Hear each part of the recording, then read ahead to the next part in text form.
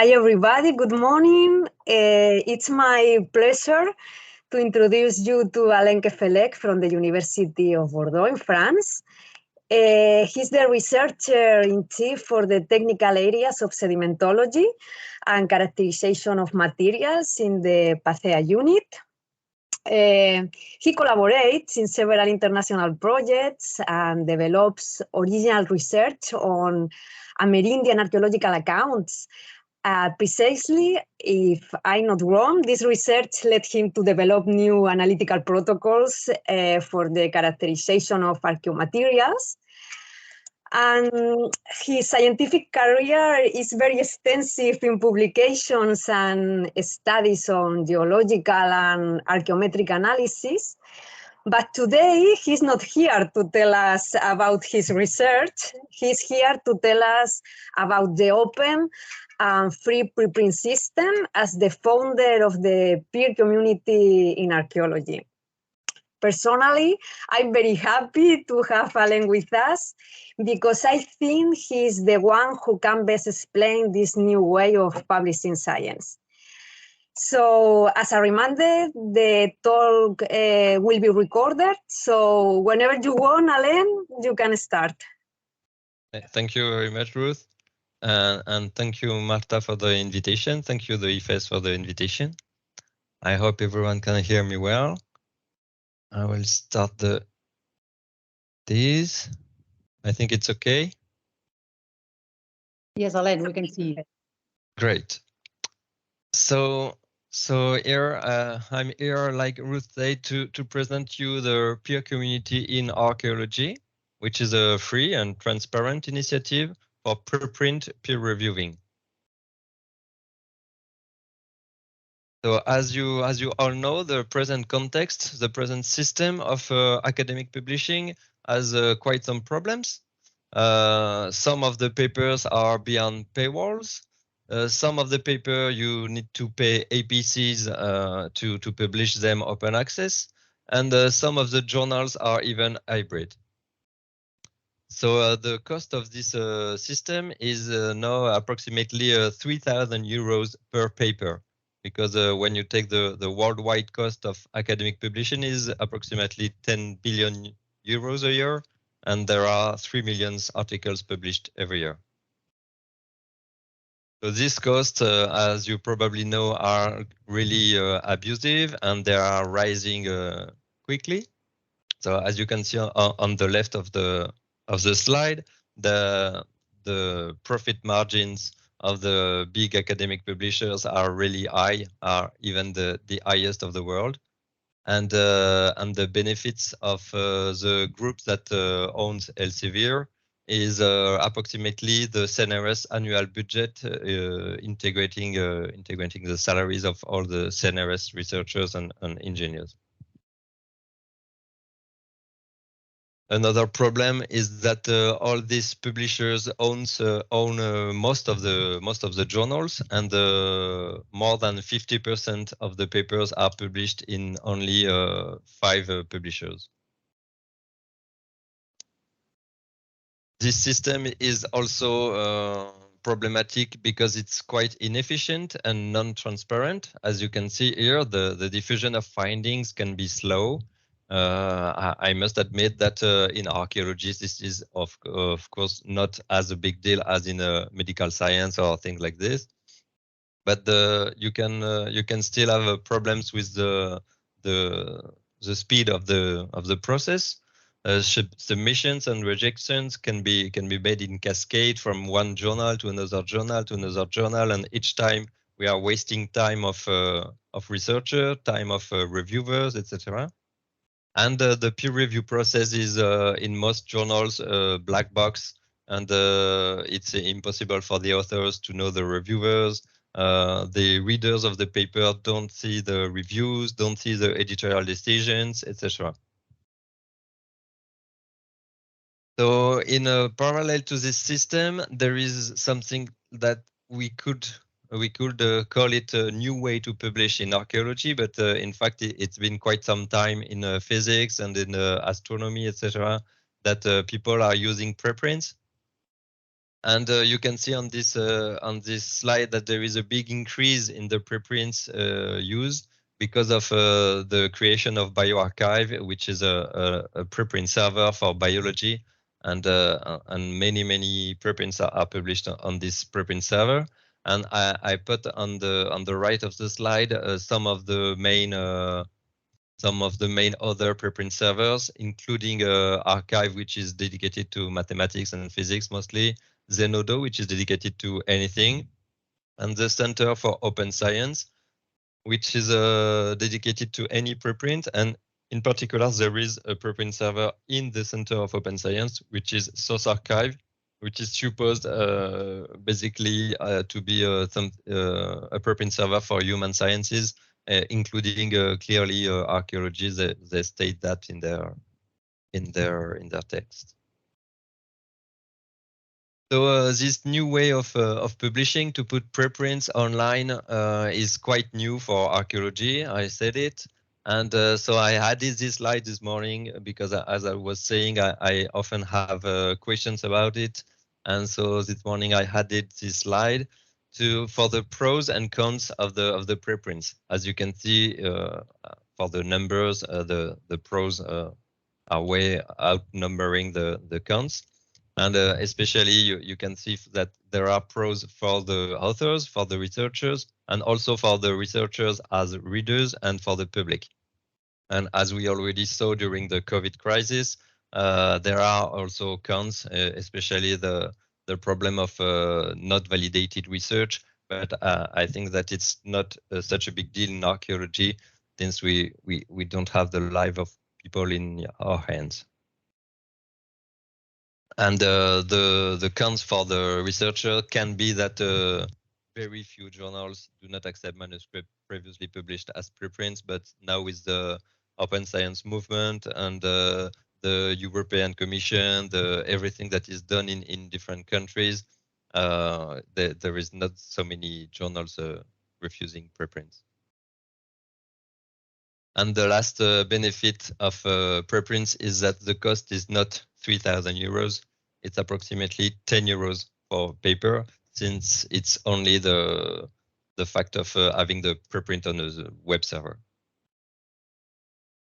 The main problem of preprints is that preprints lack peer review. This is clearly the main issue. And to overcome this issue, some colleagues in France, which comes from the agronomic system and the evolutionary biology discipline, they created the peer community in system. And so it's different communities of researchers that who evaluate preprints. And so at the first PCI was the evolutionary biology, then they made one in ecology, and after one in paleontology, etc. So different fields are creating different PCIs under the same umbrella, the same association, which is a not-for-profit association in France. And so they offer us the website, etc., so that we can make it quite easily. So this system is completely free for others and for readers. No APC, no paywall, no delay, no subscription.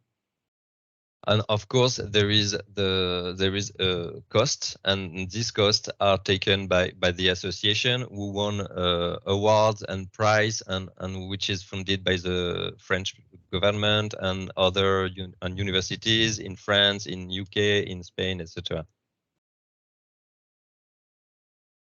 Peer Community In imposes open data and open code for all the preprints that are peer-reviewed by the communities. So what is the process of Peer Community In? This is the difficult part of the presentation. I'm trying to be clear here. But of course, if you have any question, please ask me at the end. So the first step is to put your preprint, which is like the PDF document that you would send directly to a journal. So you put the preprint on a preprint server. You choose the preprint server, and you also put the data, the scripts, codes, etc. on a repository. It can be GitHub, it can be a Open Science Framework, it can be Zenodo, etc. So this, we don't take care about it.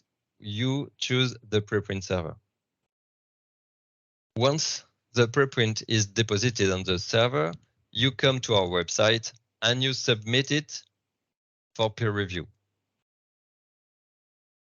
So at this point, it's possible that the preprint is not in our scope or things like this, and it will not be considered. But most of the time, of course, we consider it, and we will look for a PCI recommender. So what we call recommender is something like an associate editor in traditional journals.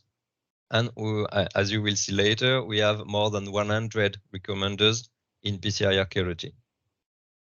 So once a PCI recommender has accepted to handle the preprint, it will invite reviewers, and the peer review process will be classic with version 1, version 2. With between every version, you have to answer to the reviewers, the recommender take editorial decisions, etc. It's a classic system, and everything is made on the website of PCI, which is quite easy to use, and every author managed so far to use the website. It's really a good website. In the end, of course, sometimes the peer review process shows that the preprint is not of academic level, and so the preprint will be rejected. If the preprint is rejected, the work is stopped there. But most of the time, people submit good work to PCI Archaeology, and so the preprint is recommended. This means that when the paper is recommended, the recommender writes a text, a short essay about the paper, explaining why the paper is interesting for the community of researchers. And in the end, on our website, we put only the recommendation text and the reviews, the answers to the reviews, the editorial decision. Everything is open access on our website. And all this process has a DOI, so that even the recommender work is validated by your DOI, and he can put that on his CV. The recommended preprint is then we propose authors to use a nice template to have a nice paper in the end, and the recommended preprint remains for its last version on the preprint server. Even in the end, we don't take care about the preprint. The preprint remains on the preprint server. It is possible to stop the process there, but if you need, and I know that in Spain it's really needed, if you need to publish the paper within a known journal, a traditional journal, for the Q1, Q2, etc. I know you have this kind of issues in Spain. There are three possibilities. The preprint recommended is not considered in the world as a publication, so you can publish it. We didn't publish it on the PCI website. It's still on the preprint server. It's just written as recommended by PCI Archaeology, and so it is not already published. So you can submit this preprint to a journal. One of the ways is to submit it to the peer community journal, and it will be automatically accepted as is with no modification, just a bit more work to make it nicer, to check on the references, etc., etc. But it will be direct publication in Diamond Open Access Journal. So this peer community journal is, of course, full of papers from evolutionary biology, ecology, etc. But there are already 4 papers in the archaeology section. There are also journals, traditional journals, that we contacted and that are stated that they are PCI friendly. So some of them, if you submit the paper, will accept the paper without further peer review. So this is the case only for Journal of LaTeX Studies. And all the other journals that are PCI friendly, and especially for archaeology, have stated the second line, that is fast response, less than 5 or 7 days. If you submit the paper, they stated that they will give you an answer very quickly if the paper is in their scope, if they will send it for supplementary peer review or not, etc. Of course, when you submit the paper to a journal, you can indicate that the paper is already recommended, and the editor of the journal can go on the website and see all the review process. And sometimes the review is very thorough because sometimes we have 4 or 5 reviewers. Sometimes it's only 2. That's true. It's like in any journal, we cannot control the length and the of the reviews, but most of the time the reviews are really, really great. And of course, you can submit it to any journal, and this you can still inform the journal that you already have a recommendation about your preprint, etc. But these journals, we don't have special connections with them, and so they will do as they want. With the costs, the total cost of the recommendation, the peer review process, the website, etc., in the end, the recommended preprint cost is 150 euros. The peer community in initiative in general is a press by the INRAE. INRAE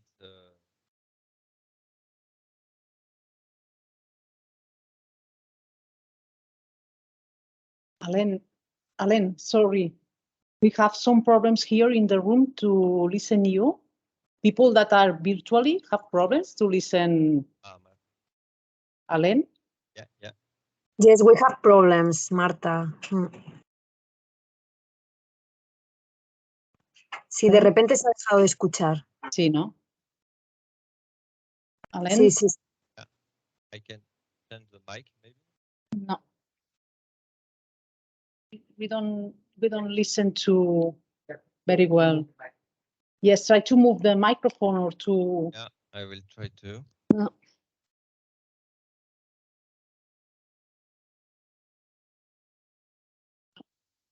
What, is this one better? Yes. Now. Yes. Yeah? Oh, I'm yes. sorry for that. No, doesn't matter. So here are the supports of the peer community in system, and you can see there are many institutes, even in Spain, the CSIC, Iowa State University, the Max Planck Digital Library, etc. Many universities in France are support, financial support, or just support of the PCI initiative. There are also doctoral schools that support the PCI initiative, and that is important, at least in France. I don't know in Spain, but in France, most of the doctoral school ask for the doctoral student to have at least published 1 paper before the end of the thesis. And so these doctoral schools agree that a recommended preprint is okay to finish the thesis. And we are also working to have evaluation committees to support the PCI initiative and to consider the recommended preprints the same way they would consider a published paper in a traditional journal.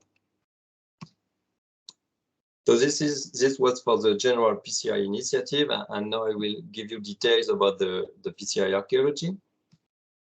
So first, we are more than 100 recommenders.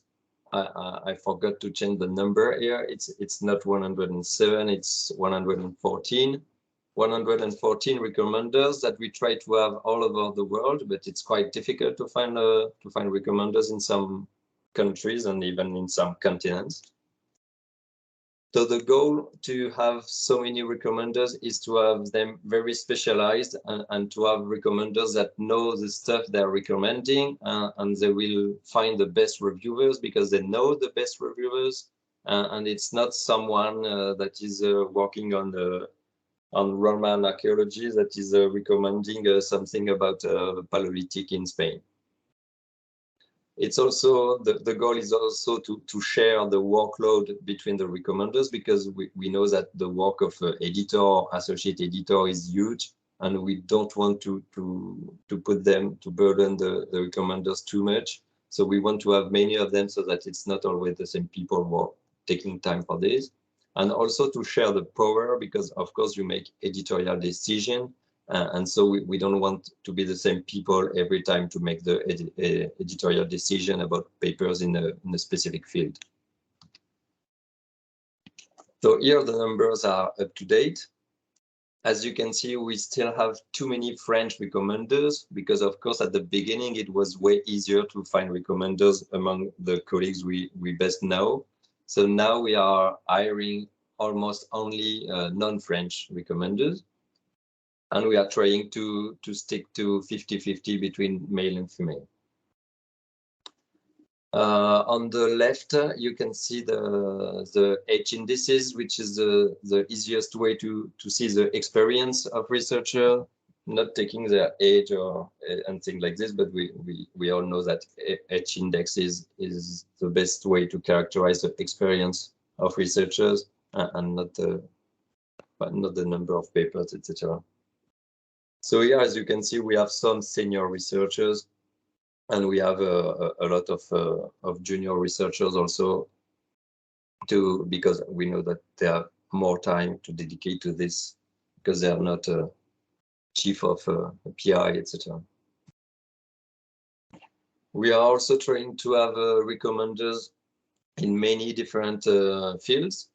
As you can see on the right, most of the researchers are still working on Paleolithic because it was also easier to find recommenders in this domain because I work in this domain, and also because at the very beginning of the PCI project we wanted to make a PCI prehistory.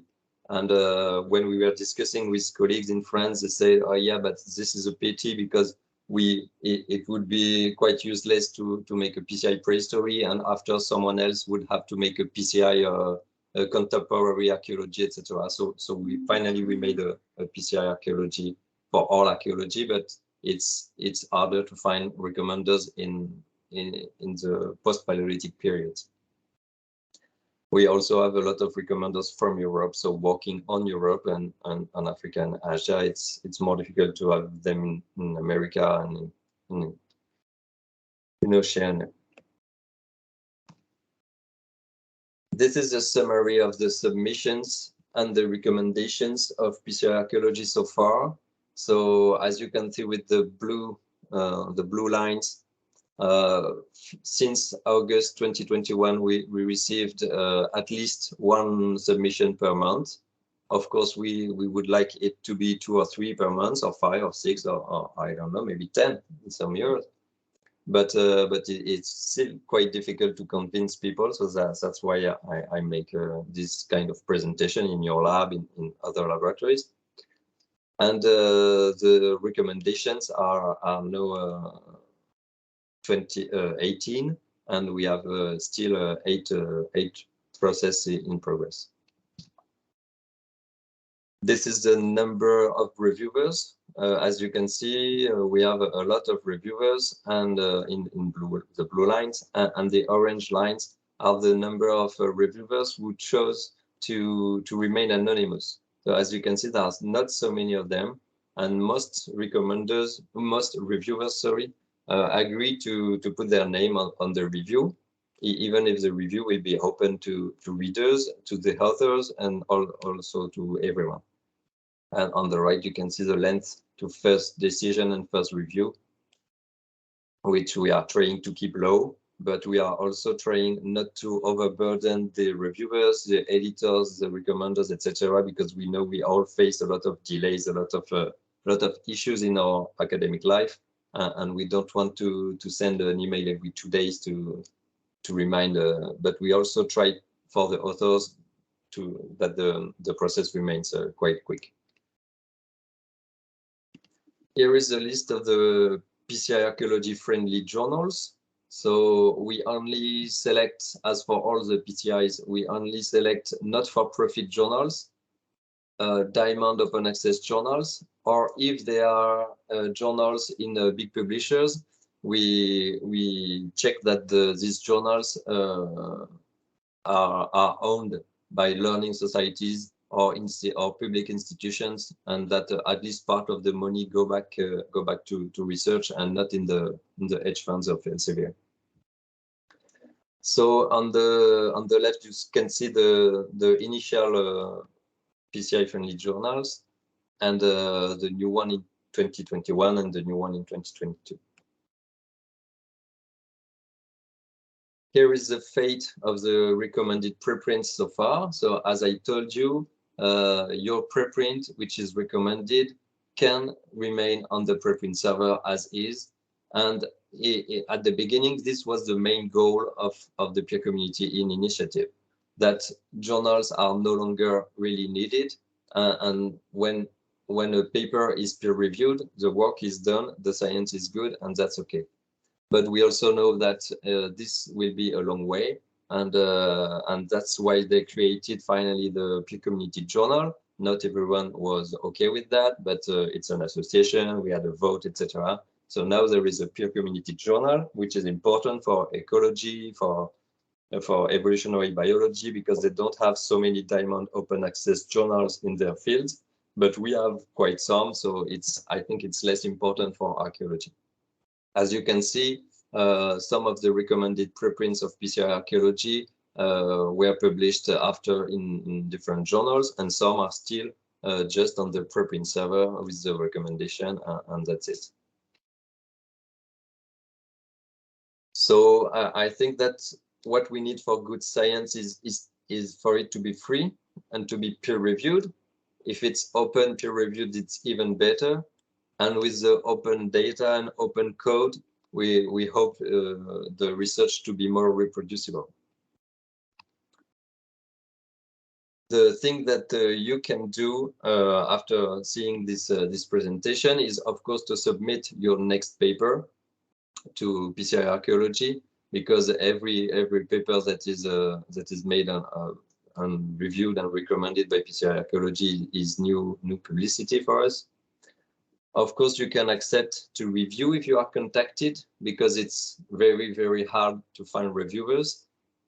Discussing with editors and associate editors from traditional journals, it seems that we have a bit less problems to find reviewers, because reviewers, when they work for PCI Archaeology, they know that they work for free, sure, but they work for free for a diamond open access thing, and not for a big publisher that makes money with their work. You can also endorse these papers by citing them and considering, for example, in committees, if you are part of different hiring committees, you can consider the recommended preprints are good papers, even if they are not published in a traditional journal. You can also support the initiative through institutional committees and through maybe your university or your laboratory or the CSIC, etc. We can still have more logos on this page, and I think it's important that public institutes support the PCI initiative. And of course, you can spread the word to your colleagues. As you can see, since I'm here today, it works, because Marta told me that she heard about PCI Archaeology thanks to the presentation I made in Leiden. So this is the way it works.